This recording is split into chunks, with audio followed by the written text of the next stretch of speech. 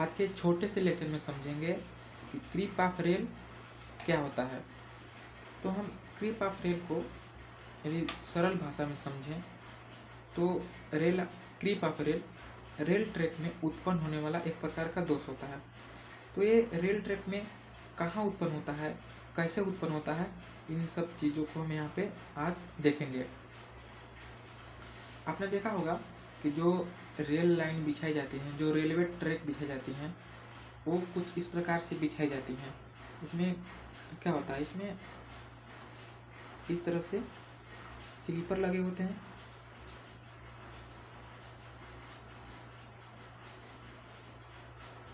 कुछ इस तरह से स्लीपरों को बिछाकर इसके ऊपर रेल को समांतर, एक दूसरे के समांतर लगाया जाता है।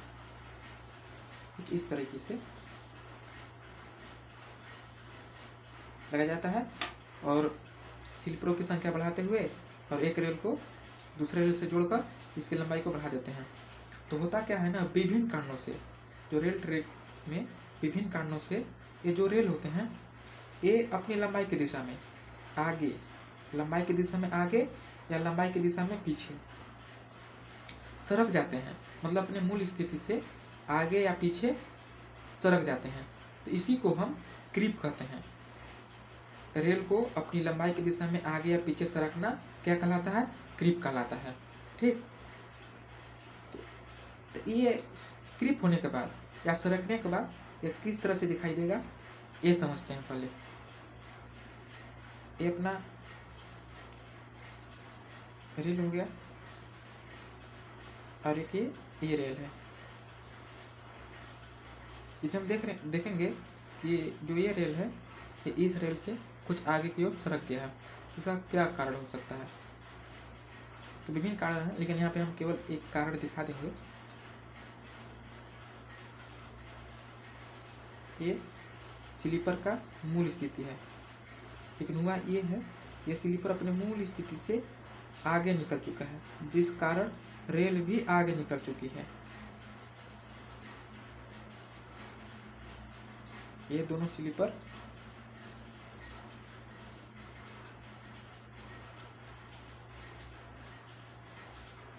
जिस तरीके से यहाँ पे क्या था, यहाँ पे ये स्लीपर थे अपनी मूल स्थिति में थे और रेल भी क्या था, अपनी मूल स्थिति में था।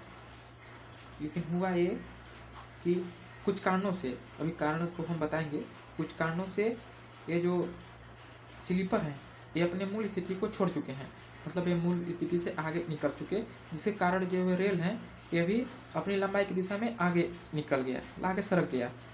ये क्या हो गया, ये रेल ट्रैक में एक प्रकार का दोष है और ये इसी दोष को हम क्या बोलते हैं, क्रीप बोलते हैं।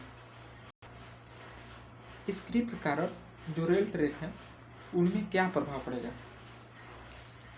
प्रभाव को हम देख लेते हैं। हुआ ये कि भाई इसमें क्या हो गया, क्रीप हो गया, मतलब जो रेल थे वो अपनी लंबाई की दिशा में यहाँ पे आगे निकल चुका है। तो रेल ट्रैक जो है, जो ये रेल ट्रैक है, इस पर क्या प्रभाव पड़ेगा, तो इसमें क्या होगा, इसमें पहला प्रभाव यही है कि ये स्लीपर की जो स्थिति है वो अपने मूल स्थिति से हट गई।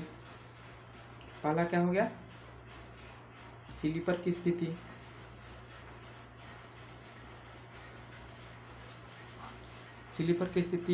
अपनी मूल स्थिति से हट गई। दूसरा क्या हो सकता है, दूसरा ये है कि जो दोनों रेलों के बीच की जो दूरी होती है उसे हम गेज कहते हैं। तो यहाँ पे गेज लंबाई भी क्या हो गया, अंतर आ जाएगा। गेज लंबाई यहाँ पे कुछ और होगा, यहाँ पे कुछ और हो जाएगा।